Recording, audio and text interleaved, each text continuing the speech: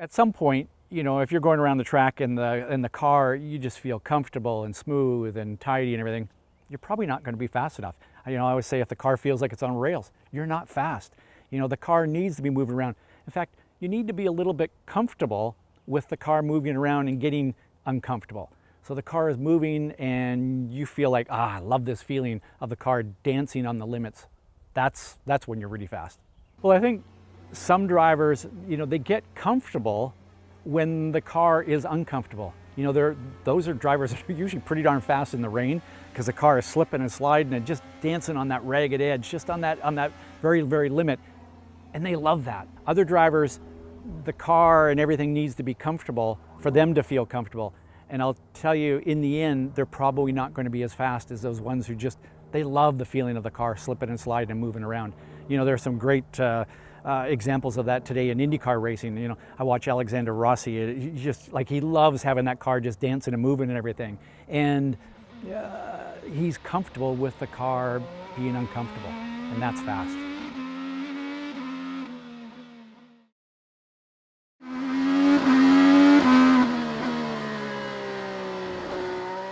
So drive the car, not the track. I think some drivers get so caught up in this, I got to get to that perfect ideal line through a corner, that they're fighting the car and they're more focused on the line and not focused on driving the car to its limits.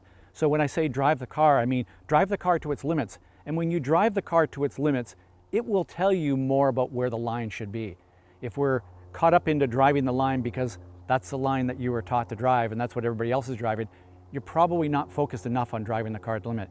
If you drive the car at the limit and are slightly offline, I'll bet that you'll be faster than if you're driving on a perfect line but not driving the car to its limits.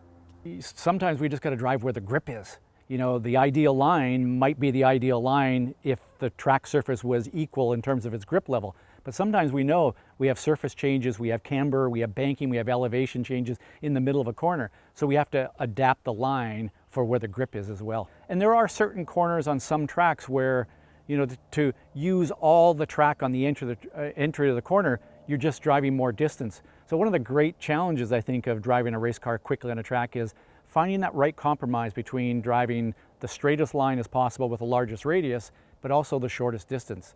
And there's no rule for saying which one is right all the time, but it's trying to find that right balance or compromise between the two. That's some of the magic fun that we have on the track.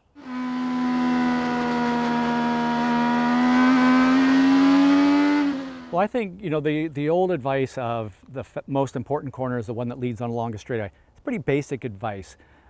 But if you really want to separate yourself from everybody else, be fast in the fast corners. They're the ones that are intimidating. They're the ones that are maybe possibly scary. And you can often make up more time on another driver in those fast corners. If you're in a 40-mile-an-hour corner and you make a mistake and lose 2 miles an hour, in that gear, it's not that difficult to make up that speed. If you're in a 125-mile-an-hour corner and you lose 2 miles an hour, the car doesn't accelerate as quickly. So it takes longer to regain that speed again. So I think, you know, when you go to a track, focus on those fast ones because that's what's going to separate you from everybody else. A lot of times, the faster you go, our vision tends to drop a little bit. And, you know, we start to get a little bit of tunnel vision. So deliberately working at kind of opening our eyes up, looking further ahead, having bigger eyes, looking further ahead will help make that corner look less intimidating.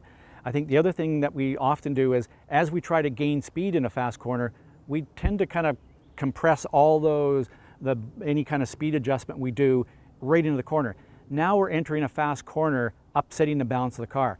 So one of the things that great fast drivers learn is get that stuff done early when you're approaching a fast corner. You know, if you're going to make a speed adjustment, whether it's a breathe of the throttle, a lift of the throttle, a little brush of the brake, or even a little bit more of a brake, get it done early and then get back to power some throttle as you're turning into that fast corner, because then the car is going to feel more balanced and settled and you're going to have more confidence. So it's a matter of kind of building that up over time. And, you know, then you just make that speed adjustment a little less, a little less, a little less, a little less until you're really fast through that fast corner.